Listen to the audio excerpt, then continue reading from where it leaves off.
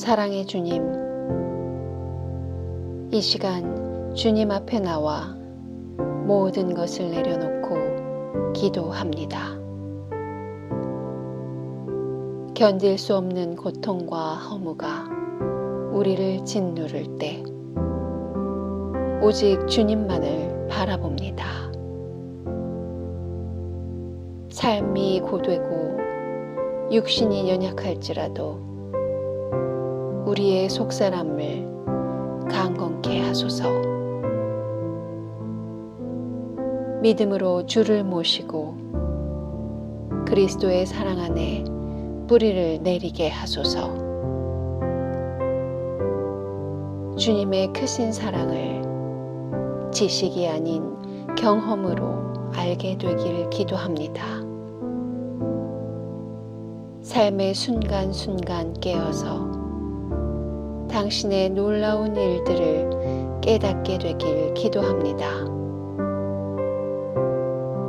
당신의 영광스러운 여정에 충만함으로 동행하기를 간절히 원하오며 사랑 많으신 우리 주 예수 그리스도의 이름으로 기도드립니다.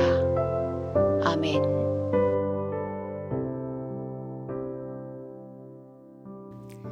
바울 사도가 에베소에 보낸 거룩한 서신입니다.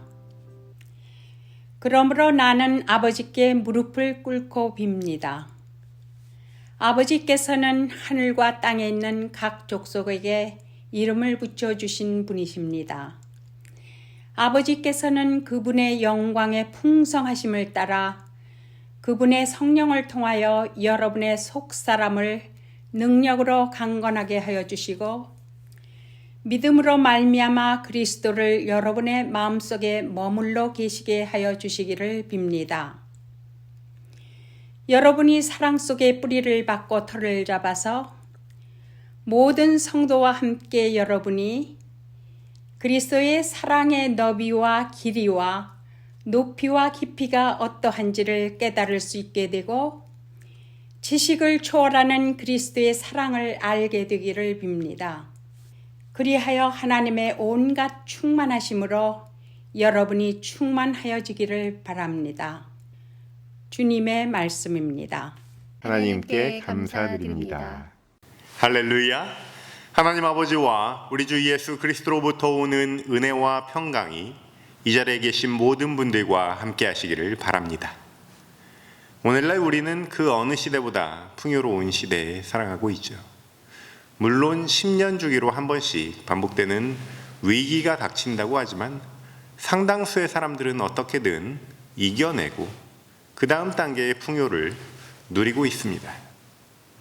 그러나 브레이트의 표현대로 살아남은 자들의 슬픔이 기다리고 있습니다. 바로 풍요 속 허무함이라는 고통입니다. 다시 말해 세상의 풍요가 나의 행복으로 연결되는 것은 아닙니다. 나날이 임금이 높아진다든지 삶의 질이 좋아지는 것도 아닙니다. 물가는 점점 높아지고 일자리는 점점 줄어가고 인종차별은 심각해지고 있습니다. 특별히 체감되는 불편함은 모든 게 자동화되고 인터넷으로 해야 되는 게 많고 디지털로 바뀌면서 젊은 저도 불편할 때가 많습니다. 지금 미국에 계신 분들은 뭐 하나 처리하려고 전화를 하면요 30분씩 1시간씩 기다려서 신호음을 듣고 있어야 연결이 되지 않습니까? 저는 만약에 투표권이 생긴다면 예전처럼 사람이 곧바로 받을 수 있는 그런 시스템으로 바꿔주는 사람 뽑을까 생각한다고 가끔 농담을 던지고는 합니다. 하여간 마음 넉넉히 먹고 있어도 늘 웃으면서 감사하면서 살기에 조금 빡빡해지는 그런 현실이 아닌가 합니다. 요즘 모처럼 마스크 벗고 다녀서 그것만으로 기분이 좋았는데 델타 변이다 뭐다 앞으로 코로나보다 더 큰 것이 올 거라는 뉴스에 괜시리 풀이 죽습니다. 현재의 즐거움을 누리기에는 미래가 너무나 불확실해서 답답하기도 합니다. 이처럼 질병은 말할 것도 없고 조금만 신문을 자세히 들여다봐도 국제 정세도 힘싸움에 불안불안합니다. 코로나 경기 부양책 사각지대에 가난과 죽음의 그림자가 여전히 번지고 있습니다. 제 오래전 남미 친구들도 몇 사람이나 하늘나라로 갔어요. 여전히 아무런 방법이 없이 생계를 걱정할 수밖에 없는 서류 미비자들, 싱글맘들, 난민들이 있습니다. 하여튼 신기합니다. 세상은 점점 발전하고 있는데 우리가 느끼는 불안과 고통은 왜 커져가는지 모르겠습니다. 그러나 진짜 고통은 이런 가난과 질병과 국제 정세에 있는 것이 아닙니다. 하루에 얼마나 그런 공공의 이슈에 우리 생각이 사로잡히겠습니까? 실제로는 우리 마음이 만들어내는 고통의 시간이 훨씬 길지 않겠습니까? 우리는 보통 어떤 신념을 가지고 살아갑니다. 마치 고추밭에 고추가 어느 정도 성장하면 지지대로 세워줘야 하듯이 사람이 어른이 되어가면서 어떤 신념을 갖게 되는 거예요. 신념이 있어야 우리는 우리 자신을 바로 세우고 안전하게 살아갈 수 있습니다. 신념이 무너진다는 것은 그간 내가 쌓아 올린 세계관이 무너진다는 것을 얘기하는 거죠. 그대로 풀썩 주저앉아서 어디로 가야 할지 알 수 없게 된다는 것과 같습니다. 그런데 그 신념이라는 시스템은 무척 교묘하게 우리 무의식 안에 내재되어 있어요.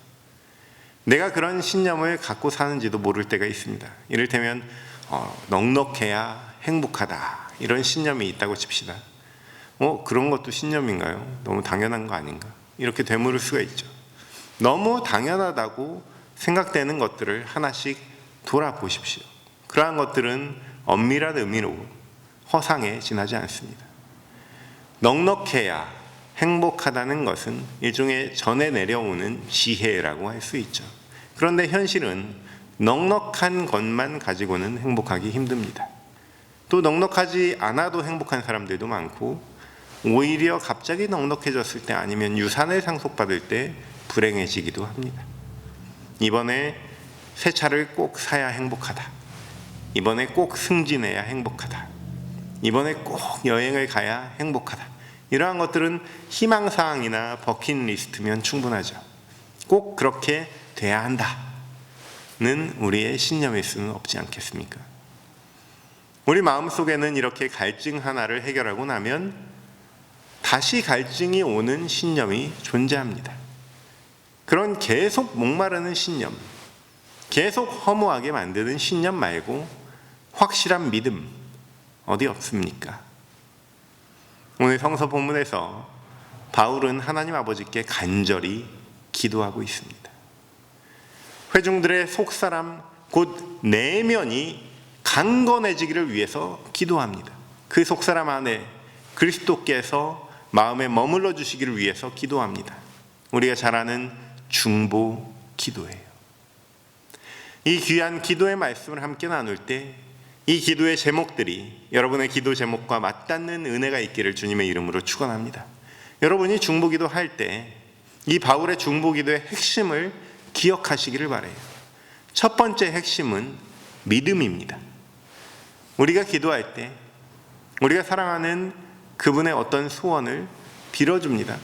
이웃의 필요를 생각합니다. 그런데요, 이웃이 어떤 필요를 말하면 우리가 그 필요만 반복하면 일이 해결되는 것은 아닙니다. 무엇보다 믿음이 그 일을 가능하게 해주는 거예요. 세탁소에 우리가 옷을 맡기더라도 어디 얼룩 좀 지워주세요 하면 세탁소 주인은 가타부타 말할 것 없이 예 라고 대답만 할 뿐이에요. 그러나 그때부터 그 다음날 찾으러 올 때까지 부지런히 움직이는 거예요. 세상에 얼룩의 종류가 얼마나 많습니까? 또 세상에 직물의 종류가 얼마나 많습니까? 이것도 해보고 저것도 해보고 결국은 해결을 해내는 거죠. 세탁소 주인은 경험상 해결 가능하겠다는 믿음이 있는 것이고 손님은 내가 할 수는 없지만 세탁소라면 가능하다 이런 믿음이 있는 것이죠. 바울은 먼저 이렇게 기도합니다.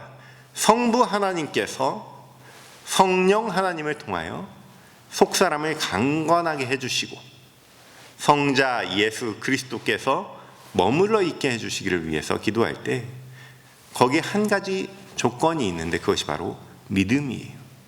믿음으로 말미암아라는 이 귀한 전제 조건을 여러분 기억하시기 바랍니다. 다른 것들은 하나님께서 인도하시는 대로 디자인이 가능해요. 해달라는 것들을 다 해줄 수 있는데, 그런데 믿음이 없으면 우리 안에 예수께서 머물러 계실 수가 없는 그런 원리입니다. 갈라디아서 2장 20절에서 바울은 이렇게 고백하죠. 이제 내가 육체 가운데 사는 것은 하나님의 아들을 믿는 믿음 안에서 사는 것이라. 그 하나님의 아들이 누굽니까?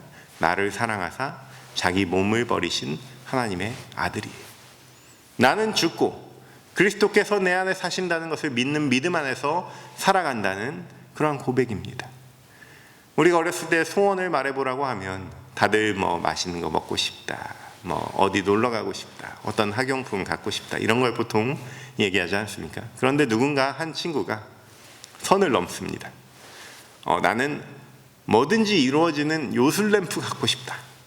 그러면 다른 친구들도 소원이 달라지게 되는 거죠. 그럴 땐 다 같이 선을 넘어야 억울하지 않겠죠. 믿음이라는 것은 일종의 그러한 마스터키와 같습니다. 우리 교회에도 마스터키가 있어서 방들이 아무리 많아도 한 가지 열쇠로 열리는 그런 문들이 많습니다. 우리가 질병의 문제, 재정의 문제, 관계의 문제들이 있을 때 그 문제의 방들을 여는 열쇠가 바로 믿음이에요. 그때의 믿음이라는 것은 예수께서 내 안에 들어와 주실 때 모든 문제가 풀린다는 믿음입니다. 급한 문제, 고통의 문제, 질병의 문제들 위해서 기도해 주시되 앞으로 그런 문제들이 문제가 아니게 되도록 그 안에 믿음을 허락해 달라고 기도하시기 바랍니다. 우리가 문제라고 생각하는 문제들이 우리 발목을 잡고 있으면서 고통이 연속되는 것이죠. 내 안에서 문제들을 드러내고 믿음으로 우리 안에 내주하시는 그리스도와 함께 살면 그때부터 여러분 영적인 인생을 사는 거예요. 신비로 사는 인생이 시작되는 거예요. 사랑하는 성도 여러분, 이 자리에 함께 하시는 모든 분들의 속사람이 성령으로 강건하고 믿음으로 그 안에 주님 모시고 사시기를 주님의 이름으로 축원합니다. 두 번째 우리가 기억해야 할 바울의 중보기도의 핵심은 사랑이에요. 사랑. 함께 우리 한 목소리로 본문 말씀 읽어보겠습니다. 여러분이 사랑 속에 뿌리를 받고 털을 잡아서 모든 성도와 함께 여러분이 그리스도의 사랑의 너비와 길이와 높이와 깊이가 어떠한지를 깨달을 수 있게 되고 지식을 초월하는 그리스도의 사랑을 알게 되기를 빕니다. 아멘.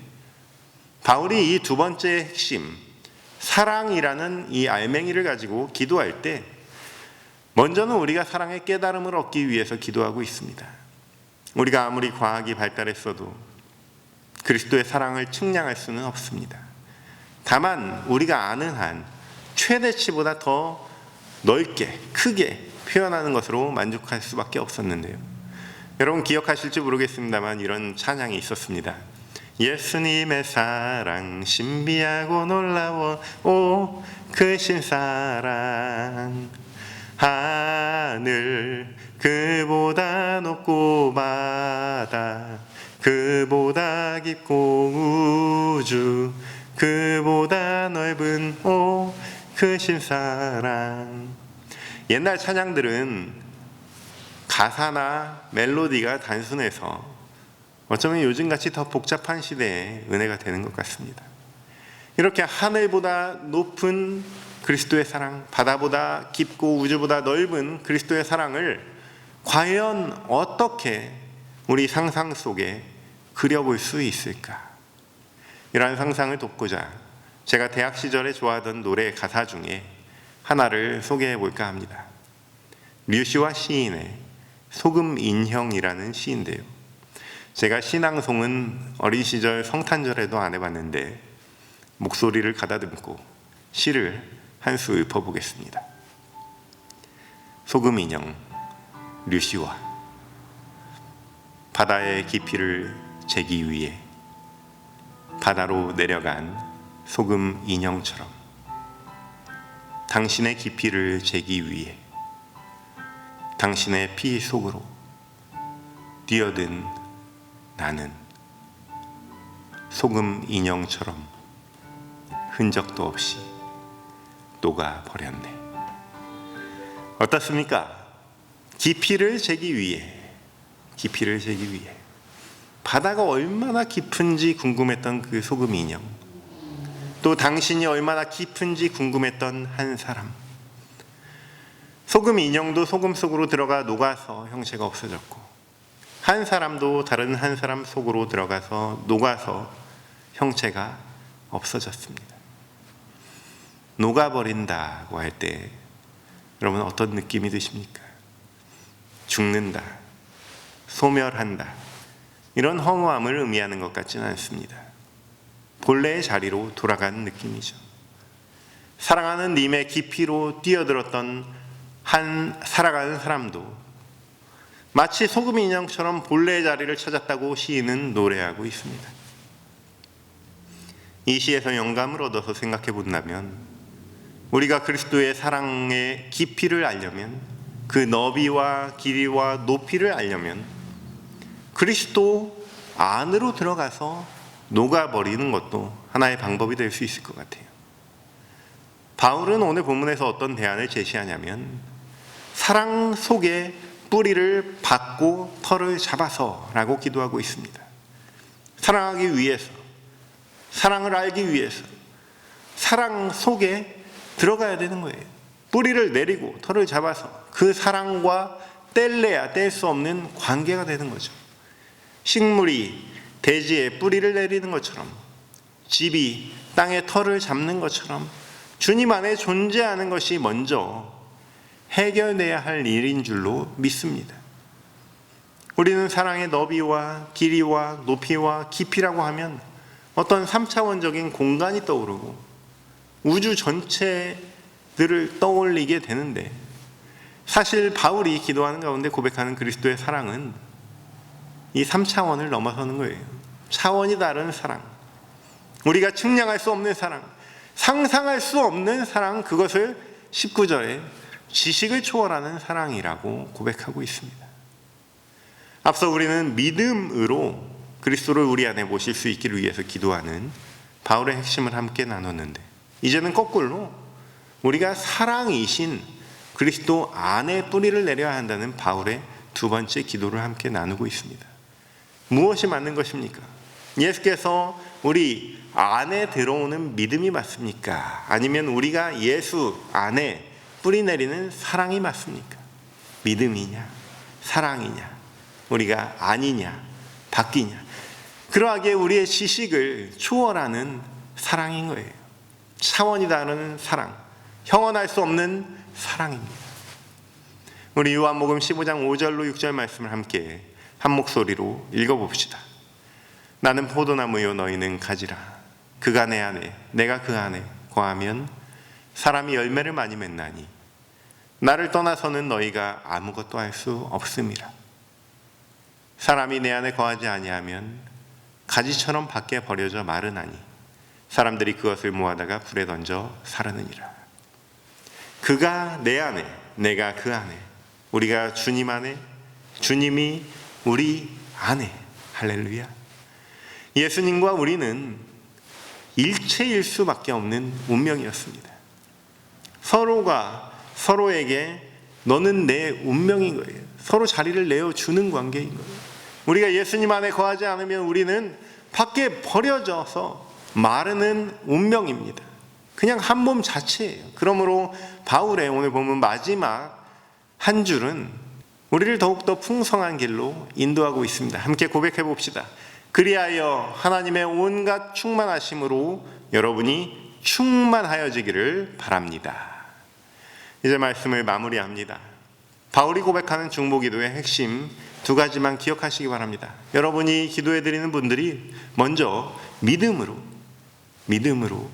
주님을 그 내면에 모시기를 위해서 기도하시기 바랍니다. 속사람이 변하면 모든 문제가 주님과 동행하는 신비로 변하는 줄로 믿습니다. 둘째는 여러분이 기도해드리는 분들이 차원이 다른 주님의 사랑을 맛보게 해달라고 기도해 주시기 바랍니다. 우리 지식으로 설명할 수 없는 초월적인 그러한 사랑의 뿌리를 내리기를 위해서 기도합시다. 교회는 기도의 공동체입니다. 바울이 옥에 갇혀서 옥중에서 무엇을 했는지 다시 돌아보십시오. 기도하고 있습니다. 당시 유대인들은 서서 기도하는 것이 경건함이었는데 그러한 경건을 넘어서 절박함으로 무릎을 꿇고 중보기도하는 모습이 여러분 눈에 그려지십니까? 사랑하는 성도 여러분, 교회를 바치고 있는 기둥이 바로 기도예요. 서로가 서로에게 연결돼서 우리 각자가 주님 안에, 주님이 우리 각 사람 안에 차원이 다른 사랑으로 서로 한 몸 되는 그러한 은혜를 누리시기를 축원합니다. 기도의 동역자로 서로 섬기실 때 하나님의 온갖 충만함이 우리 교회 안에, 공동체 안에 충만하게 될 줄로 믿으시는 저와 여러분 되시기를 주님의 이름으로 축원합니다. 모든 지각 위에 뛰어난 하나님의 평강이 그리스도 예수 안에서 너희 마음과 생각을 지키시리라. 아멘.